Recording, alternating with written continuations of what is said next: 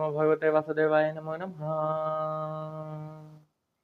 आज 9वां अध्याय अवधूतोपाख्यान कुरर से लेकर भृंगी तक 7 गुरुओं की कथा।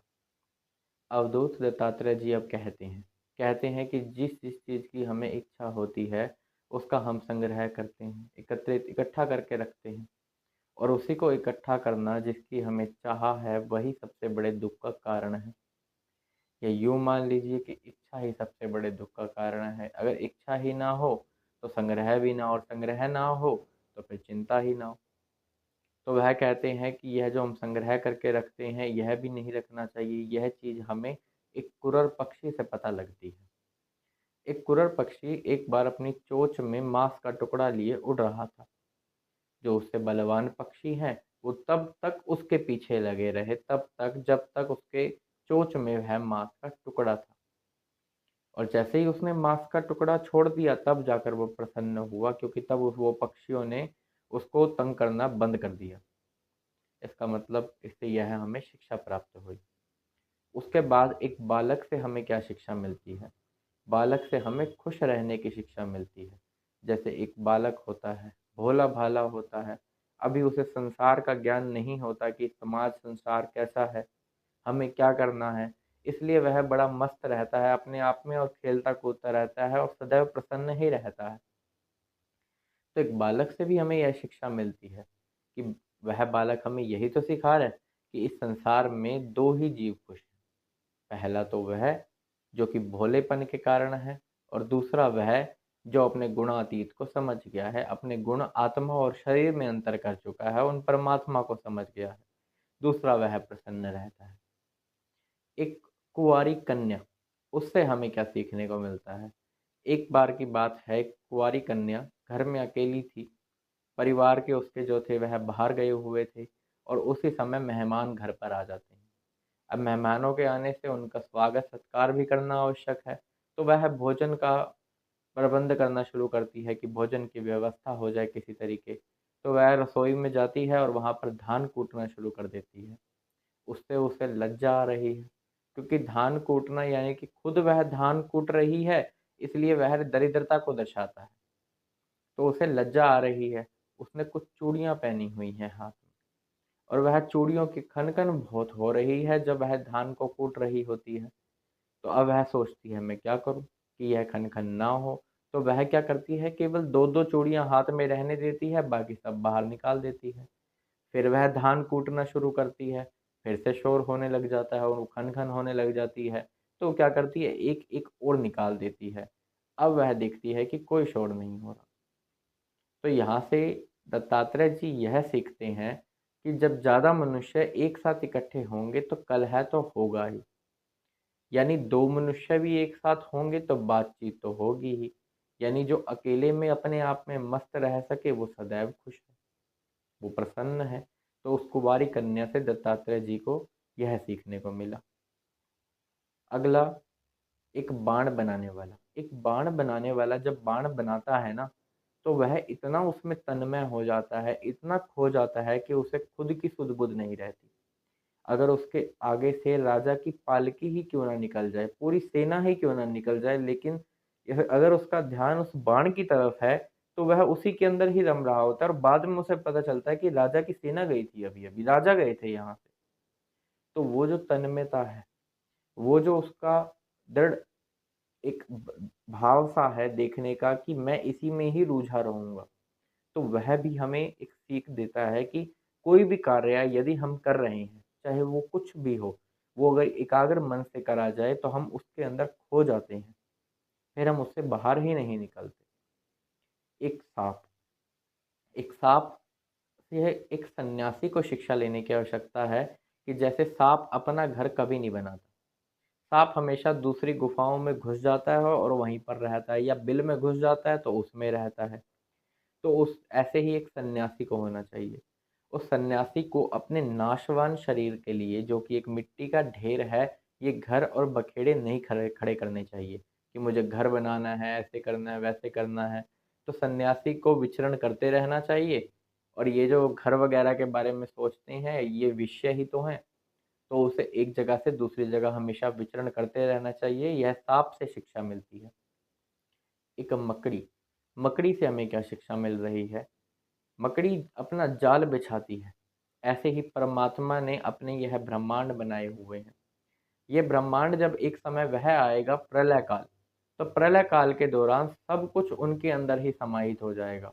कुछ भी शेष नहीं रहेगा, कुछ भी, यहाँ तक कि कोई देवता, कोई ब्रह्मा आदि कोई देवता नहीं बचेंगे। फिर यह पृथ्वी और उसके मनुष्य और उसके छोटे-छोटे जीव तो कहाँ ही हैं। तो यह कुछ भी नहीं बचेगा, सब कुछ उनमें ही लीन हो जाएगा। ऐसे ही मकड़ी अपना जाल बिछाती है और वह बाद में उसे खुद ही निगल जाती है। तो मकड़ी से हमें यह सीखने को मिला। एक सांप और मकड़ी, यह भी हमारे गुरु ही हैं जो हमें शिक्षा दे रहे हैं। और अंत में एक भृंगी, भृंगी को बिल्ली भी बोला जाता है। उससे हमें क्या शिक्षा मिलती है? उससे हमें एक जगह जब हम अपना एकाग्र मन लगाना शुरू कर देते हैं, तो हम उसी का ही स्वरूप पा लेते हैं, यह समझना पड़ता है हमें। यदि हम एकाग्र मन से ऐसा कोई कार्य कर रहे हैं कि हम उसी के अंदर खो गए हैं, हमें किसी चीज़ का होश नहीं है, तो हो ना हो हम उसका स्वरूप प्राप्त कर लेंगे, हम जिसकी संगत में हैं। तो क्यों ना यह संगत परमात्मा की हो? क्योंकि यह संगत यदि परमात्मा की हुई तो हमें उन्हीं का स्वरूप प्राप्त हो जाएगा। तो जिस चीज़ के यदि हम किसी बुरे व्यक्ति के साथ में हैं और उसी के साथ हमेशा रहते हैं, अपना दिन अपना शाम उसी के साथ व्यतीत करते हैं, तो उसका स्वरूप का प्रभाव तो पड़ेगा और आप भी बुरे ही बनोगे। अच्छे का भी ऐसे ही अच्छे के साथ प्रभाव पड़ता है। तो संसार में जैसे मनुष्य एक बालक होता है, बालक भोलेपन में है, अभी उसे कुछ नहीं पता, लेकिन वो जो देखता है अपने परिवार को, फिर बाहर जाकर इस दुनिया को देखता है, तो वह वही सीखता है जो वह देखता है और अपना स्वरूप उसी में ही ढाल लेता है।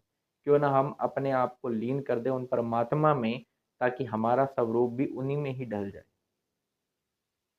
इस प्रकार एक भृंगी से भी हमें बहुत कुछ सीखने को मिला। अंत में दत्तात्रेय जी कहते हैं कि अब मैं तुम्हें अपने शरीर के बारे में बताता हूँ। अपने ही नहीं, हर एक जीव के पास जो जो शरीर है वह उसका खुद का गुरु ही तो है। यह शरीर भी हमें कितना कुछ सिखाता है। अब एक जगह यह ले लीजिए कि यह शरीर अधपतन की ओर, अधगति की ओर, पतन की ओर, इन सब की ओर हमें लेके जाने वाला कौन है? नरक की ओर लेके जाने वाला कौन है? यह हमारा शरीर है। परमात्मा की प्राप्ति, स्वर्ग के भोग, देवताओं की प्राप्ति, उन वैकुंठ स्वामी की प्राप्ति, भगवान की शरण, उनकी सेवा, उनकी आराधना, उनकी उपासना, तो यह सब की प्राप्ति भी कौन करवा रहा है? यह शरीर ही करवा रहा है। यह तो निर्णय हमारा है, हमारी बुद्धि का है, जिससे हम अपनी इंद्रियों को वश में करते हैं या नहीं करते। यदि नहीं करते तो यह विषयों का ढेर हो जाता है। कैसे कि इसका हर एक अंग हमसे कुछ न कुछ मांग करता है। जैसे कान है, वह मधुर संगीत सुनना चाहता है। आँखें हैं, कोई बढ़िया सा दृश्य देखना चाहती हैं। नाक है, कुछ अच्छा सा सूँघना चाहती है। जीभा का तो पूछिए ही मत, अलग-अलग स्वाद चखने हैं इसे, चाहे वह हमारे शरीर के लिए फिर ठीक हो, चाहे गलत हो, उससे फ़र्क नहीं पड़ता। फिर जैसे पेट है, पेट को तो पेट भोजन ही माँगता रहता है, हमेशा भरने में लगे रहते हैं हम जीवन भर इसे। तो इस प्रकार शरीर के अंगों पर यदि काबू ना पाया जाए तो ये ऐसे है कि एक जीव, एक मनुष्य है, जिसकी 7 पत्नियां हैं, अब आपस में सारी सौतन हुई, तो वो सौतन उस एक पति को अपनी ओर खींचती हैं। ऐसे यह विषय इस शरीर को अलग अलग जगह पर खींचते रहते हैं। निर्भर हम पर है, हमें जाना है या नहीं।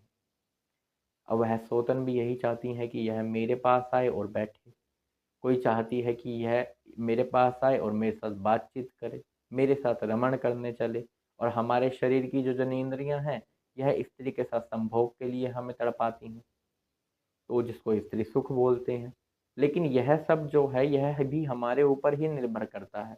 इन गुरुओं से शिक्षा लेना, इस अपने शरीर जो कि स्वयं एक गुरु है, इससे भी शिक्षा प्राप्त करना और उन परमात्मा में ही लीन हो जाना, क्योंकि 100 बात की सारी अगर एक देखी जाए तो इतना ज़रूर समझ में आ जाता है कि यह शरीर कब तक है। हमेशा इसके सर पे मृत्यु सवार है।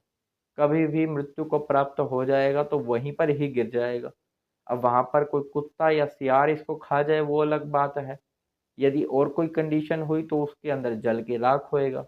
यदि और कुछ हुआ तो मिट्टी में दबा दिया जाएगा, तब भी तो कीड़े ही खा जाएँगे। तो किस चीज़ के ऊपर घमंड करना है?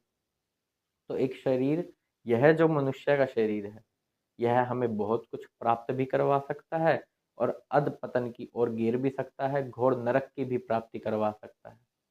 इसके बाद दत्तात्रेय जी ने यह सब बताया और यदु जो कि राजा थे, वह उन्होंने बहुत अच्छे से इस ज्ञान को प्राप्त किया और सारी चीज़ों से उनकी आसक्ति फिर धीरे-धीरे मिटती गई और फिर उन्हीं परमात्म तत्व को वह प्राप्त हुए।